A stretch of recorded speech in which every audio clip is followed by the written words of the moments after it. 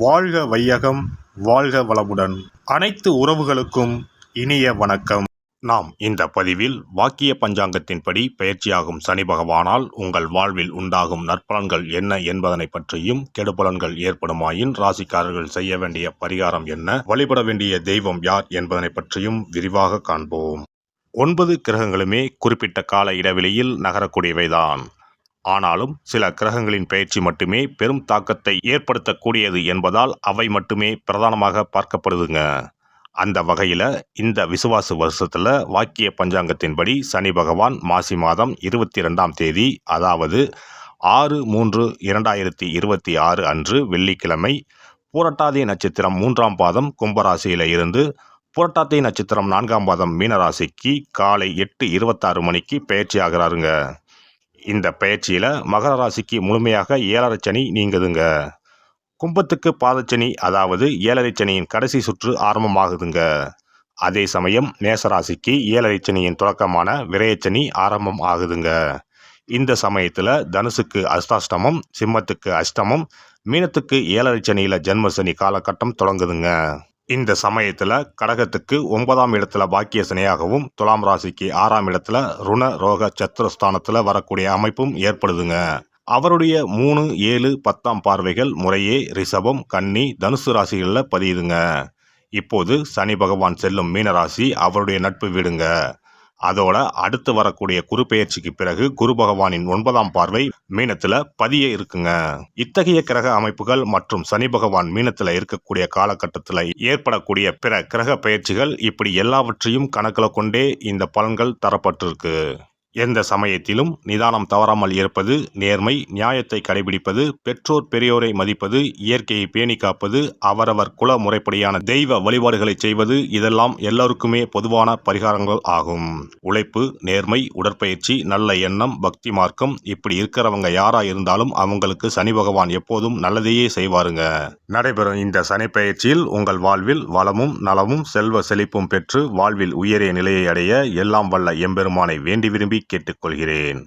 கன்னி ராசி அன்பர்களே, உங்கள் ராசிக்கு 5ஆம் வீட்டிற்கும் 6ஆம் வீட்டிற்கும் உரியவரான சனி பகவான் இப்போ உங்கள் ராசிக்கு 6ஆம் இடத்துல இருந்து 7ஆம் இடமான கலஸ்திரஸ்தானத்திற்கு செல்கிறார்.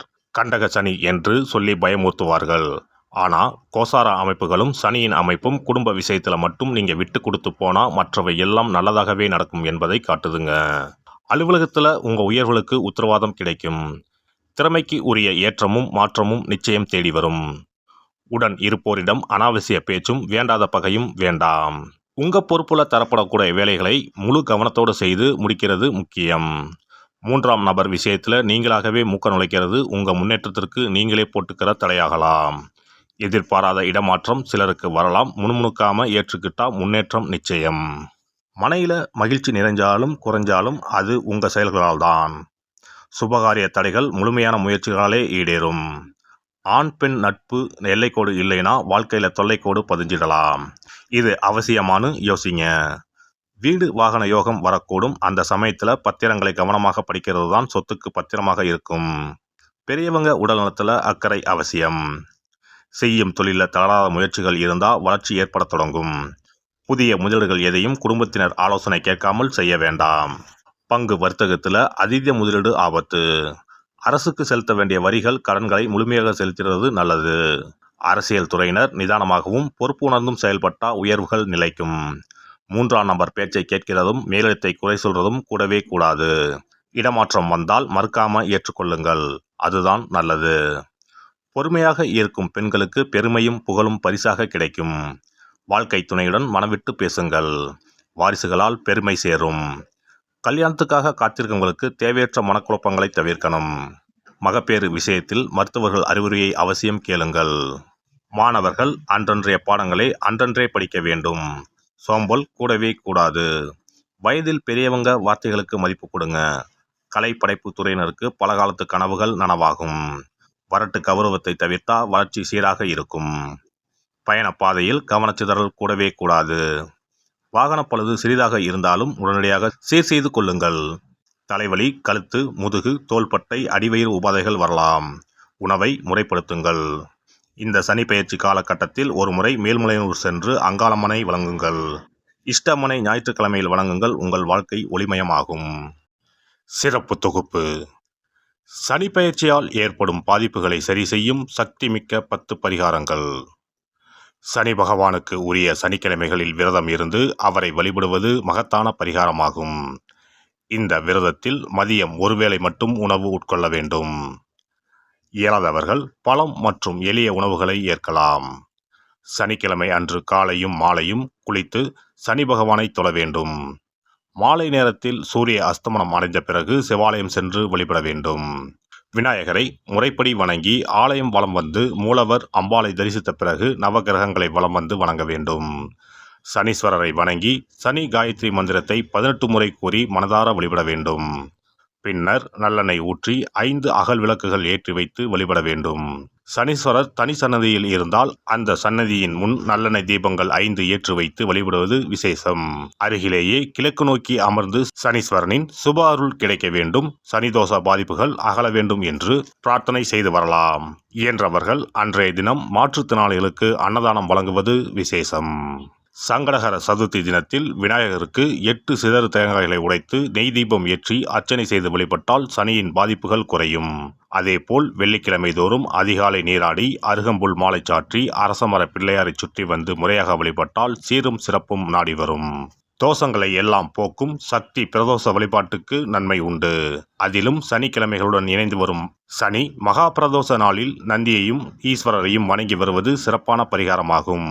அப்போது சுவாமி நந்தி அபிஷேகத்துக்கு பால் வாங்கி கொடுக்கலாம். அது மட்டுமின்றி திருக்கோவில் விளக்கேற்ற எண்ணெய் வாங்கி கொடுப்பதும், சிவாலயங்களில் வில்வத்தலத்தால் அர்ச்சனை செய்து வழிபடுவதும் மிக உன்னதமான பரிகாரங்கள் ஆகும். பொதுவாகவே சனி பகவானின் தானியம் எள். அந்த எள் எண்ணெயில் அவருக்கு விளக்கு ஏற்றி வழிபடுவதால் நன்மைகள் பெருகும்.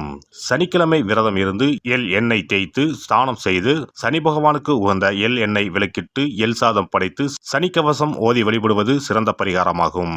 வெள்ளிக்கிழமை இரவு எள் தானியத்தை கரும்பட்டு துணி அல்லது கருமை நிற காகிதத்தில் வைத்து மடித்து தலையணைக்கு கீழ் வைத்து படுத்து உறங்கவும். மறுநாள் காலையில் எள் எண்ணெய் தேய்த்து குளித்து முதல் நாள் மடித்து வைத்த எள்ளை வடித்த சாதத்தோடு கலந்து நைவேத்தியம் செய்து காக்கைக்கு வழங்க நன்மைகள் ஏற்படும். சனி தோஷங்களை போக்கி நன்மைகளை உண்டாக்கும் கண்கண்ட தெய்வம் ஆஞ்சநேயர்.